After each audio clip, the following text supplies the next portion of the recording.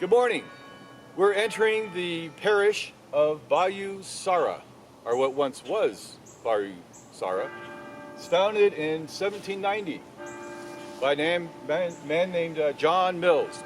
Now, John Mills owned a trading post and a sawmill up in Natchez, a few miles north up the Mississippi River, and it flooded out in 1788, and he relocated his mill down here in Bayou Sara. And it's a very successful mill, and one mill beget other businesses and other homes, and people started moving into the town of Bayou Sara, which became the most successful and largest shipping port between Natchez and New Orleans. So it's quite busy. And John Mills, in fact, he later on purchased the property that is known as the Rosedown Plantation. The Rosedown Plantation up in St. Francisville. Now, after the success of the mill and the people started moving in, of course we had the French moved in first, and then the British. And after the British lost the Revolutionary War, they ceded the property to Spain. And after the Louisiana Purchase, it became part of America. So throughout the years, Bayou Sara has been a complete melting pot of all sorts of people, all sorts of cultures: the French, the Spanish, the English, mulattoes, the Caribbean, free blacks, even a Jewish population lived here. And they all had a common interest of capitalism and trade. There were no churches. There are no churches. And there's no moral compass. And this town became the debauchery of civilization in the early 1800s, with hotels and brothels and bars and gunfights. And we'll visit the parish of Bayou Sara, and I'll tell you all about it. Thank you. Welcome to Bayou Sara, under the bluffs of St. Francisville, Louisiana, at the bend of the Mississippi River, about 30 miles north of Baton Rouge. This is the home of our three times great grandparents, John George's Spor, when he arrived in 1852, and his future wife, Spor Bettinger, who arrived in 1853. It's also the home of many of Eleanor's relatives, sisters and brothers. We'll talk about them later. And this is a fantastic town. Imagine along the stretch of land here, there's over 300 structures, businesses, warehouses, provision stores, and hotels. And what you see today is really silt that flowed in from the Mississippi and filled in this whole area here. You see the river really headed up about 100 yards to our left, and we'll visit that in a little bit, where the original business district of Bayou Sara was. This is the oyster bar of Bayou Sara, and this is Bayou Sara, the bayou as it flows into the Mississippi River, which is right down here.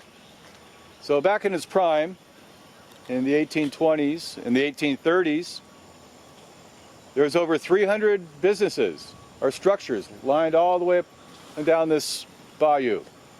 There was hotels, restaurants, gambling houses, brothels, bar rooms. This place wasn't without its dangers. It's a town of drunkenness, gambling, and prostitution. The town gained the reputation of its own. One early French map called it La Rivière de la Poussée Jaune, meaning the river of the Jewish Virgin. Another called it Boacala Chau du Peace, meaning Bayou Gonorrhea, and another called it the Bayou Clap. So this was a rather rambunctious town. Ladies never ventured out in public without a male escort, and they never came out after sundown. The crime, the gambling, the drinking, the fights, the altercations were rampant. Every man carried a gun, and they were quick to act when provoked. One night, there was a shootout that claimed 5 men, 3 whites, 2 blacks. Another night, 3 more were killed. Epidemics of cholera, yellow fever were commonplace. In 1827, the black vomit consumption, it claimed over 20 lives. So, why is this important to us? Well, in 1852, John George's Spor, our 3 times great-grandfather, arrived in Bayou Sara in 1852 with his future brother-in-law, Antoine Lana. And Antoine Lana was married to the sister of Eleanor Bettinger, and Eleanor came out in 1853, and John George's, we call him JG, JG married Eleanor in 1858 at the Grace Church just up the hill towards St. Francisville.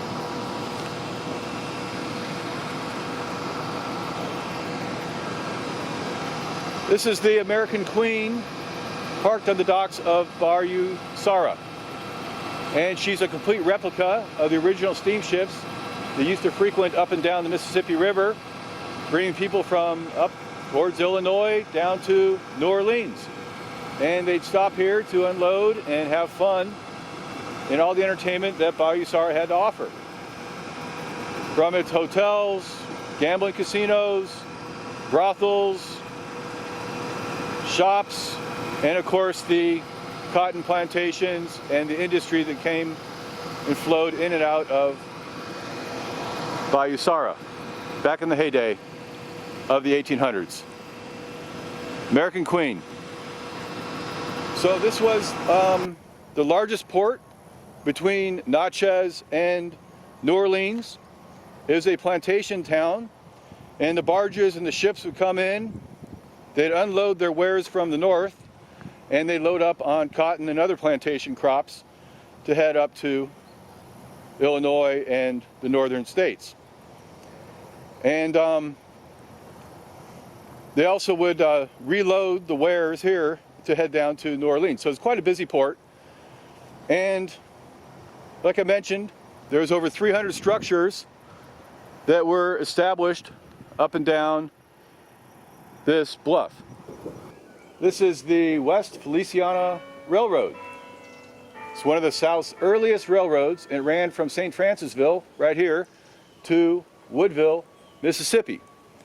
And it's conceived in 1828 and finalized in 1831, but it ran from 1834 to 1888. And it was a means for the plantation owners to move their cotton and their other plantation crops from the plantations up here in West Feliciana down to the Mississippi River. So why is this orange? Well, this isn't really orange. After World War II, the railroads started painting their cabooses what's called boxcar red. So this color is what's called boxcar red, and the tradition kept, and many of the cabooses you see around are all this color. Sort of as an image to signify the end of the train, but also the tradition of the railroad. We're looking at the Mississippi River of Bayou Sara. And back in its heyday, in its prime, Bayou Sara was the largest port between Natchez and New Orleans. And they housed over 300 structures. You'll see up and down these bluffs.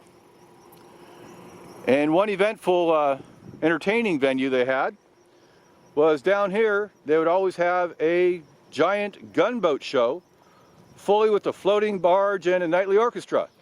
And a calliope always announced its arrival, and the organ-like whistles could be heard for miles around. So each year they held a fabulous fair on the flatter parts of Bayou.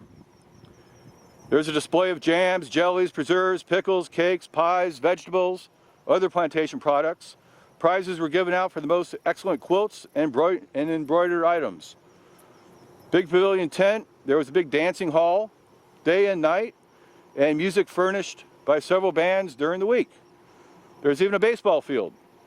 And once a year, the Ringling Brothers Circus came to Bayou Sara, and of course, the schools of St. Francisville were closed for the celebration.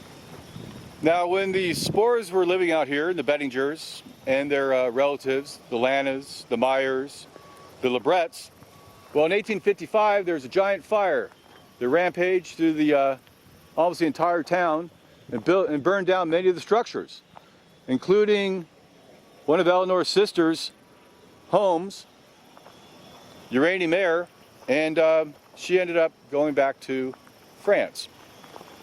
So in 1858, J.G. of course married Eleanor, and they left Bayou Sara and they headed up to Shreveport, Louisiana. And when the war broke out in 1861, they left Shreveport and they trekked down to New Orleans.